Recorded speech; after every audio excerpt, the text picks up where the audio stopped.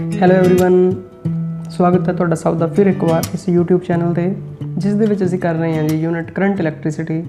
ਅੱਜ ਦਾ ਸਾਡਾ ਟੌਪਿਕ ਹੈ ਕਿਰਚੌਫਸ ਲਾਜ਼।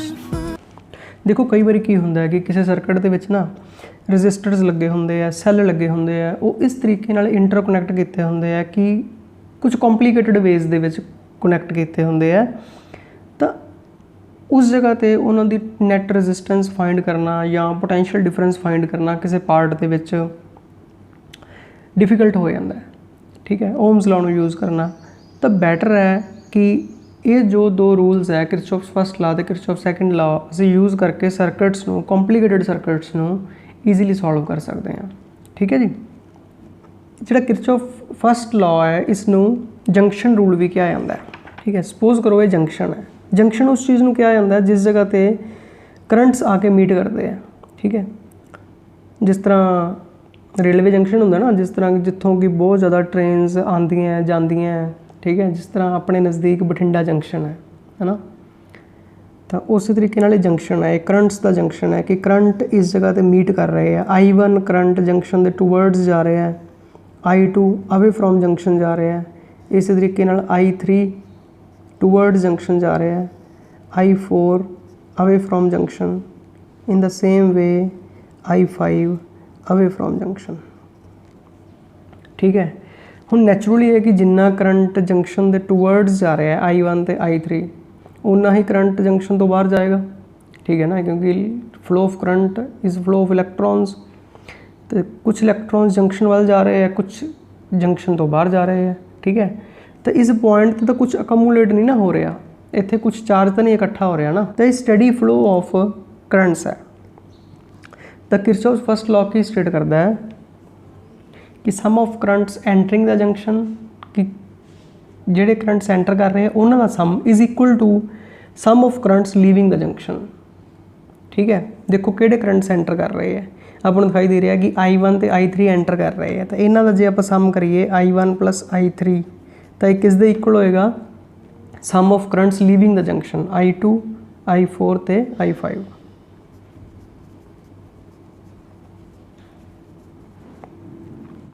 तो ये लॉ जिहड़ा जी कंजरवेशन ऑफ चार्ज ते बेस्ड है।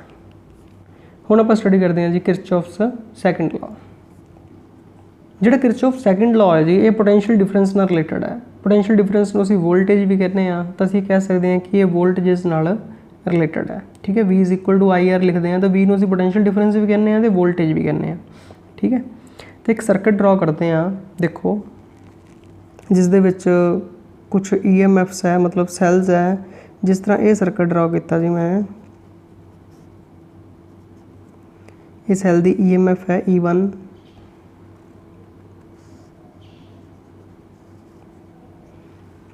इस दे नाल रजिस्टेंस है R1 R3। एक होर सैल है जिसकी EMF है E2, इस दे नाल रजिस्टेंस है R2। ठीक है, हुण जिहड़ा भी आपां सैल लैने जी, सैल तो जिन्ना करंट बाहर वाल जाता है, सपोज करो ये करंट I1 है तो उन्ना ही इहदे अंदर वाल आएगा। ठीक है जी, ये बेसिक रूल है जिहड़ा तुसीं सर्किट्स दे विच याद रखना है, ये हैल्प करेगा तुहाडी सर्किट्स नूं सॉल्व करने दे विच। दूसरा है जी इस सैल तो भी पॉजिटिव टर्मिनल तो करंट बाहर जाएगा, जिन्ना बाहर जाएगा जी उन्ना ही इहदे अंदर आएगा। ठीक है, हुण ये करंट इत्थों इधर वाल आएगा जी, ये करंट इधर जाएगा जी, दोनों करंट इत्थे मीट करनगे, जंक्शन रूल लगेगा तो ये दोनों करंट्स इस साइड ते जाणगे तो ये करंट हो जाएगा जी I1 प्लस I2। तुसीं इसनूं कोई होर नाम भी दे सकते हो, तुसीं इसनूं I3 भी कह सकते हो, इज़ इक्वल टू I3। ठीक है, तो ये करंट जो इत्थे पहुँचेगा जी I1 प्लस I2 तो उस तरीके नाल फिर डिवाइड हो जाएगा जी I1 ते I2। ठीक है, तो इसकी नंबरिंग कर दिंदे असीं। किसी भी क्लोज्ड सर्किट दे विच, हुण क्लोज्ड सर्किट असीं किस तरह लैना है, जिवें असीं B तो स्टार्ट कर लिया, B C F A B, जिस पॉइंट तो स्टार्ट करना है उत्थे ही वापस आना है। ठीक है, जे C तो स्टार्ट करना है तो C ते वापस आना है, पूरा लूप नूं घुम के।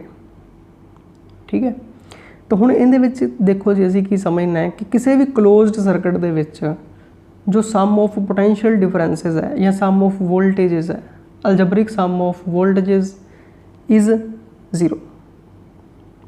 ठीक है, तो ये लॉ की स्टेट करता है कि इन अ क्लोज्ड लूप या closed circuit algebraic sum of all the voltages मतलब पोटेंशियल डिफरेंसेस इज़ 0। हुण इस तरह क्यों होंदा जी, देखो क्योंकि जी पोटेंशियल है ना वो लोकेशन पर डिपेंड करती है। मतलब जे असीं बी पॉइंट तो स्टार्ट करते हैं तो जो बी पॉइंट ते पोटेंशियल है, ठीक है, जे असीं लूप दे विच जावांगे जी बी तो लैके एफ पॉइंट तक या एफ तो लैके फिर दोबारा बी तक आवांगे, ठीक है, तो जो पोटेंशियल डिफरेंस होएगा, क्योंकि असीं पोटेंशियल डिफरेंस की गल कर रहे हैं, देखो पोटेंशियल की गल नहीं कर रहे, तो पोटेंशियल डिफरेंस का सम जो भी होएगा वो भावें सैल के क्रॉस होवे या रजिस्टेंस के क्रॉस होवे, उन्हां सारे पोटेंशियल डिफरेंसिस का सम EMFs का सम इज़ इक्वल टू 0 होएगा। ठीक है, जिस तरह से देखो मैं तुहानूं एक एग्जाम्पल नाल एक्सप्लेन करदा। असीं क्लोज्ड लूप अज्यूम करते हैं BCFAB,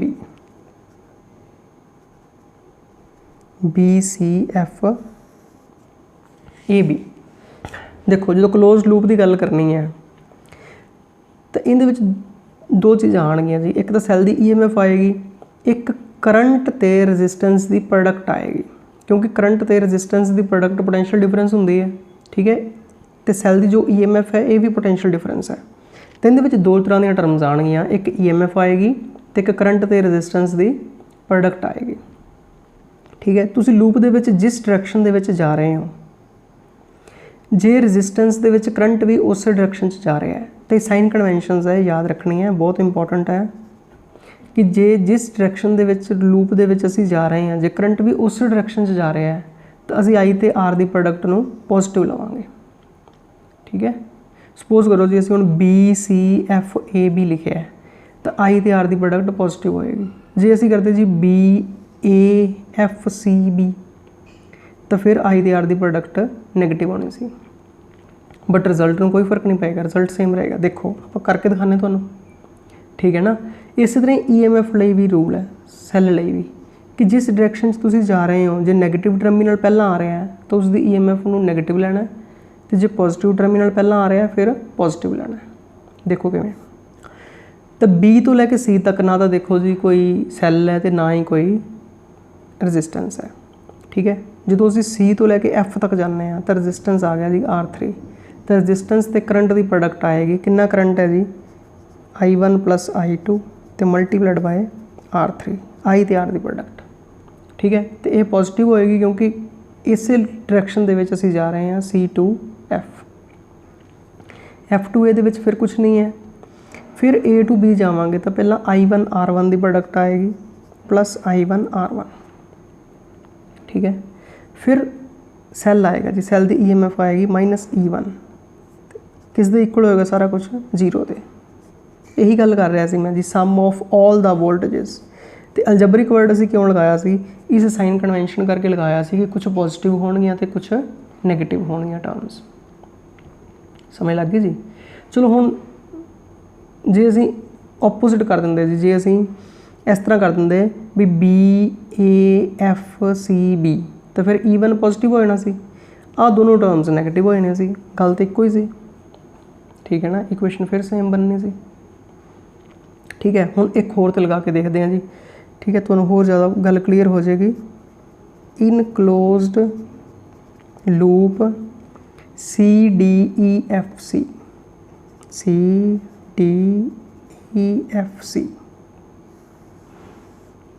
हुण इहदे विच देखो जी, जो इहदे विच असीं लगाने आ तो की बनेगा C to D, फिर कुछ नहीं है। फिर इस साइड ते जाने तो सैल का पॉजिटिव टर्मिनल पहला आंदा, सब तो पहला आएगी जी E2, फिर अगे रजिस्टेंस आ गया। हुण देखो असीं लूप नूं इस साइड ते लिखिया CDE तो करंट उस तो ओपोजिट डायरैक्शन च आ रहा है, तो I ते R की प्रोडक्ट नैगेटिव आएगी -I2 R2। फिर जो इस डायरैक्शन जा रहे हैं फिर असी लिखिया जी अगे F2C। ठीक है, तो करंट उस तो ओपोजिट डायरैक्शन है तो इनकी प्रोडक्ट फिर नैगेटिव आएगी -I1 + I2 × R3 is equal to 0। समझ लग गई? ठीक है जी। एक होर देखो जी, लास्ट, ठीक है, होर हो भी नहीं सकती ਇਹਦੇ ਵਿੱਚ ਜੀ। ਅਸੀਂ ਪੂਰਾ ਲੂਪ ਲੈਂਦੇ ਹਾਂ ਜੀ, ਤੁਸੀਂ ਕੋਈ ਵੀ ਲੂਪ ਲੈ ਸਕਦੇ ਹੋ ਜਿਹਦੇ ਵਿੱਚ ਇਕੁਏਸ਼ਨ ਲਿਖਣੀ ਚਾਹੋ ਤਾਂ ਇਨ ਕਲੋਜ਼ਡ ਲੂਪ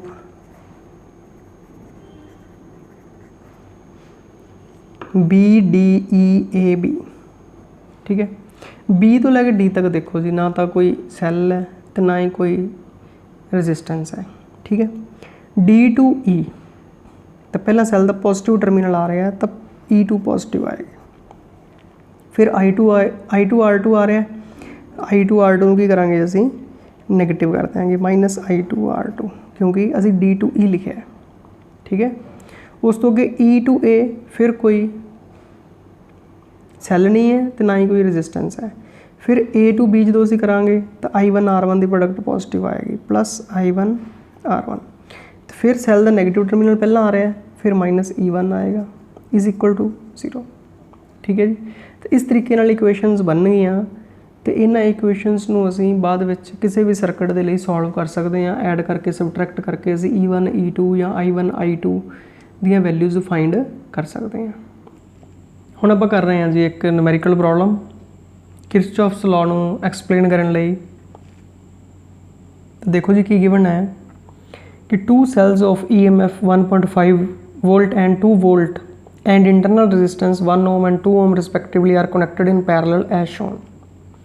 कि दो सैल है 1.5 वोल्ट का तो 2 वोल्ट का दूसरा सैल है, दोनों पैरेलल कनेक्टेड है, जिन्हों का इंटरनल रेजिस्टेंस शो किया गया 1 ओम तो 2 ओम। क्लीयर?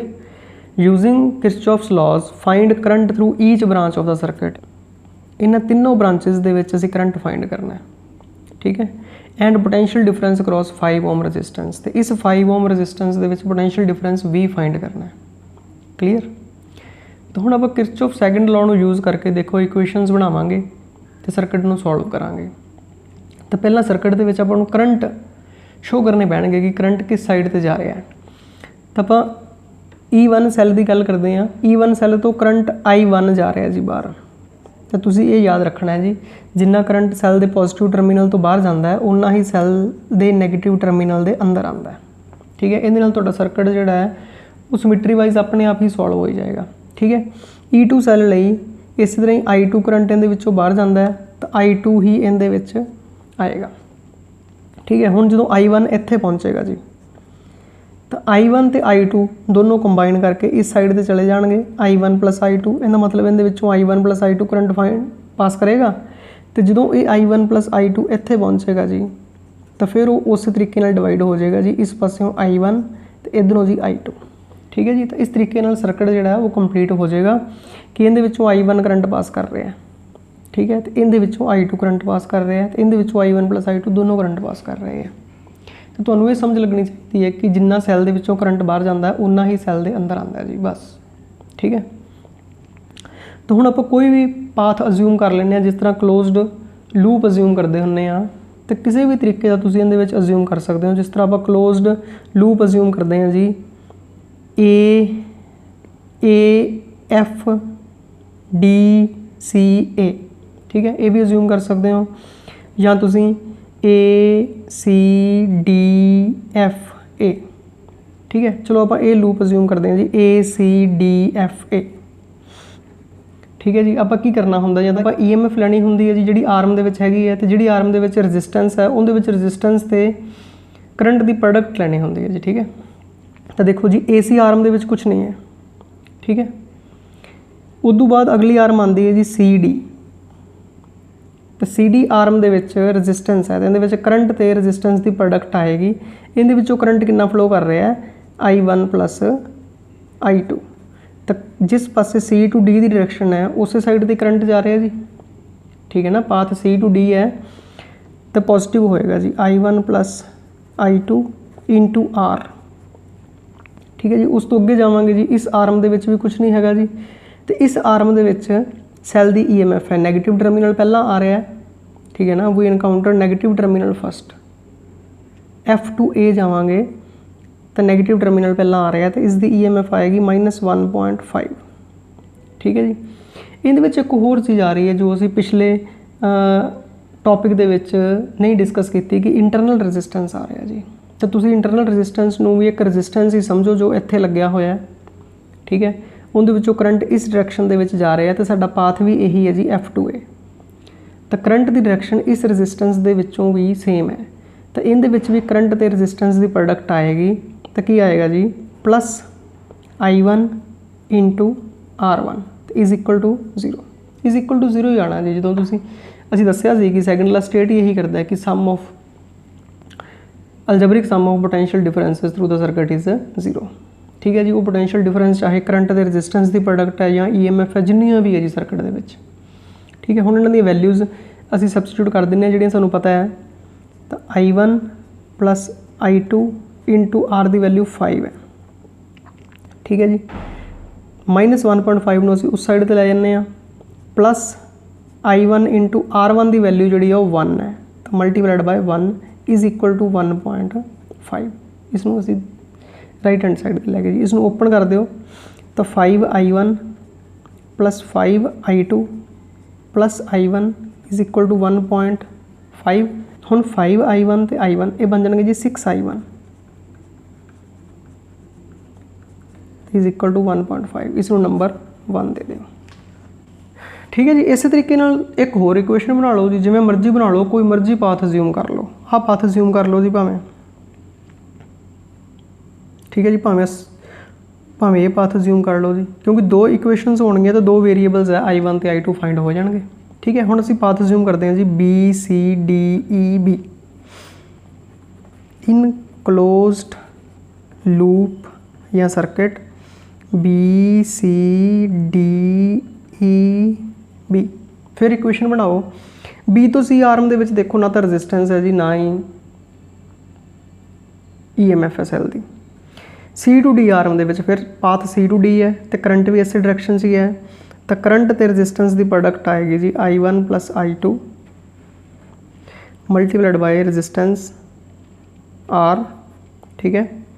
फिर इस आर्म दे विच कुछ नहीं हैगा जी। फिर जो इस आर्म की गल करांगे तो सैल की EMF आएगी तो नैगेटिव टर्मिनल पहला आ रहा है तो -E2, ठीक है जी। नाल इंटरनल रजिस्टेंस भी उस तरह ही इहदा हैगा तो इहदे विचों भी I2 करंट पास करेगा तो पाथ की डायरैक्शन दे विच ही है जी। देखो पाथ E to B है तो करंट की डायरैक्शन भी E to B है तो ये भी पॉजिटिव होएगा, plus I2 into R2 is equal to 0। Value substitute करो जी। फिर उस तरह ही I1 plus I2 into R multiplied by 5, ठीक है जी।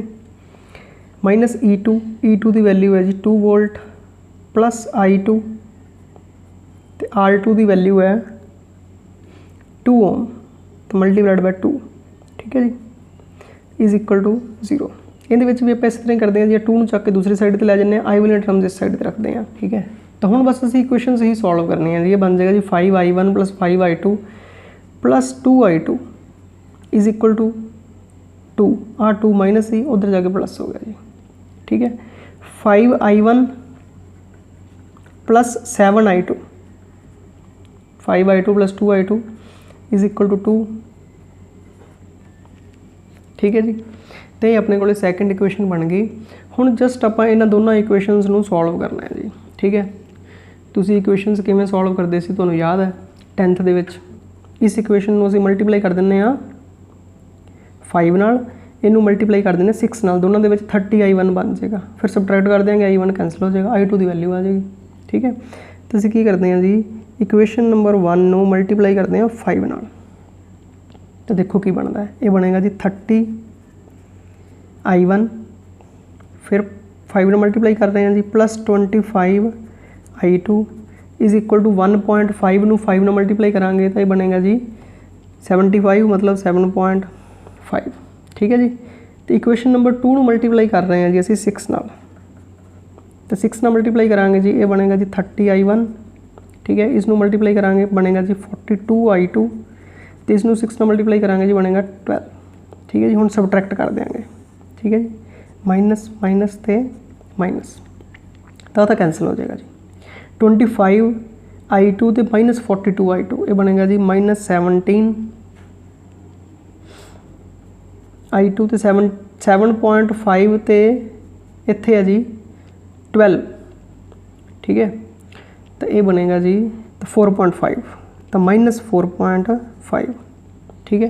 तो I2 की वैल्यू असीं इत्थों फाइंड कर लांगे तो I2 की वैल्यू बन जाएगी जी -4.5 डिवाइडेड बाय -17 माइनस नाल माइनस कैंसल हो जाएगा। हाँ 4.5 में 17 नाल डिवाइड करो तो आ जाएगा जी 0.2 ठीक है। 34 आ जाएगा जी 34 45 से 34 सबट्रैक्ट किते हैं तो 11 11 1 0 10 बन जाएगा तो 6 थे जी 7 6 102 ठीक है। तो 0.26 एम्पीयर करंट आ जाएगा ठीक है जी। हुण तुसीं की करना है जी I2 की वैल्यू आ गई तो असीं I2 की वैल्यू जिहड़ी है ये पुट कर देंगे इक्वेशन नंबर 2 दे विच। जो असीं इत्थे I2 की वैल्यू पुट कर देंगे तो फिर I1 की वैल्यू आ जाएगी ठीक है जी। I1 की वैल्यू आ गई जी। हुण I1 भी आ गया I2 भी आ गया फिर असीं I1 प्लस I2 फाइंड कर लांगे टोटल करंट जिहड़ा कि इस रजिस्टेंस दे विचों पास करदा है ठीक है जी। I1 प्लस I2 आ जाएगा फिर असीं पोटेंशियल डिफरेंस फाइंड करांगे जी पोटेंशियल डिफरेंस अक्रॉस R। तो R के क्रॉस पोटेंशियल डिफरेंस कितना होएगा जिन्ना करंट है I1 plus I2 into R is equal to जिन्ना आंसर आएगा उन्ने वोल्ट आ जाएगा जी ठीक है। तो आई होप तुसीं फाइंड कर लोगे जी। So all the best have a nice day.